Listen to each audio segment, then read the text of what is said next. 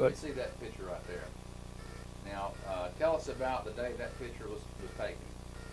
I was training to be a BAR man in the infantry in Mississippi, Camp Shelby, Mississippi, in 1943.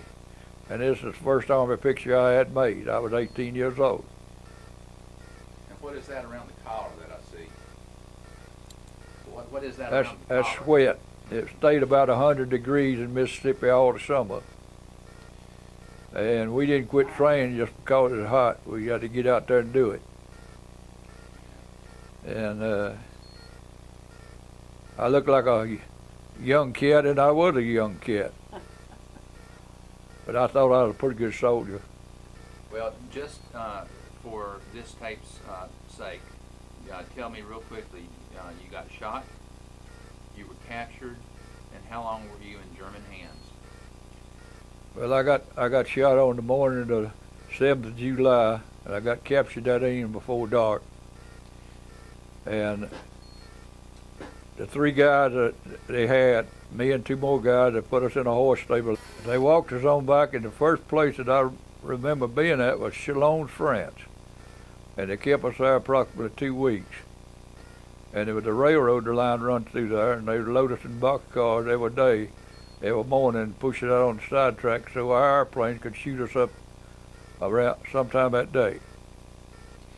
And then we moved from there on back to Limburg, Germany, I think was the name of the place. It was a big prison camp. And we didn't stay there long, and it took us on back to Stalag 4B. And it was, living conditions was so terrible there that they had a squad to go around every morning to pick up the dead and haul them out. And they had some Russian prisoners there, and they were treated worse than we was. And they come in one morning and want a work detail to go out and work. We didn't know what it was going to be or nothing, but me and one of my buddies volunteered to go out because we knew we wasn't going to make it long there. And they took us to a little place called Grossenhain, Germany. And that might not be the right pronunciation for it, but that's the way it was Grossenhain, Germany. And then we worked 12 hours a day, 7 days a week in paper mill. But we had a little better food, a little better living conditions, a whole lot better than it was in that camp. And this place was about 22 or 3 kilometers from Dresden, Germany. And then on the morning of the 13th of February 1945, Lancaster bombers from England, heavy bombers, come over our place and started bombing Dresden.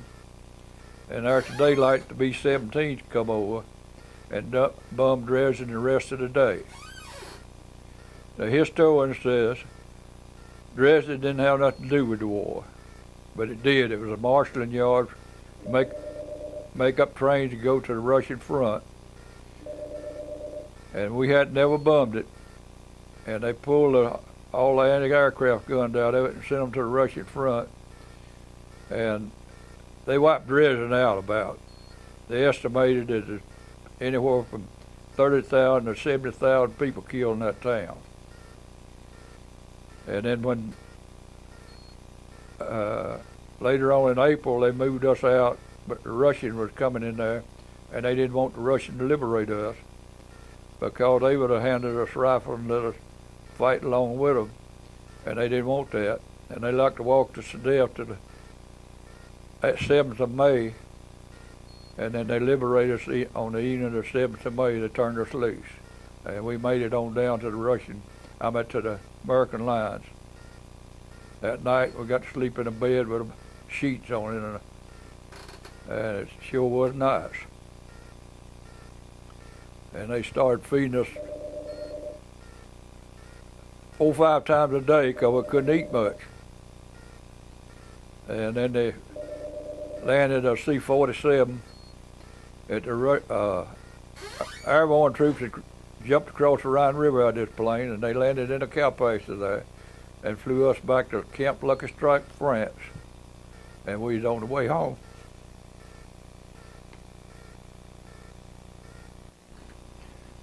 If your friend knows where the 90th Division was at on 4th of July up to the 7th of July, best recollection I got, there was a one-track railroad come through there, and a paved highway that we crossed when we got ambushed on this night patrol.